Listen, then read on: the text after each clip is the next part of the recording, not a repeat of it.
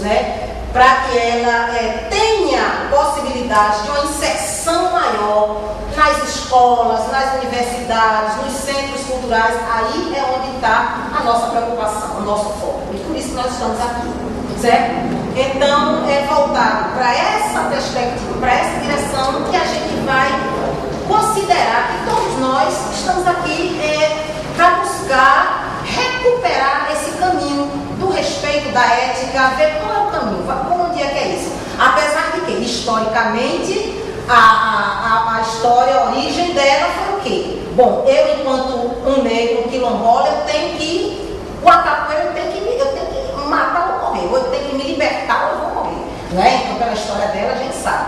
Então, a história passa, nós estamos 5 séculos, quase 500 anos, né, com história de capoeira no Brasil.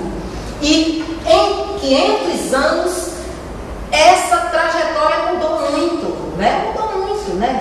De como ela começou e onde nós estamos, né? Então a gente ouve muito dos mestres, mas aqui dizer, meu Deus, quem ia imaginar que essa capoeira chegou aonde chegou, né? Quem ia imaginar que um mestre iria receber um título de doutor dentro das universidades, né? No Brasil e no mundo. Então isso para a gente serve como uma lição. Bom, então ela tem elementos fundamentais, né? Que reúnem muitas coisas importantes.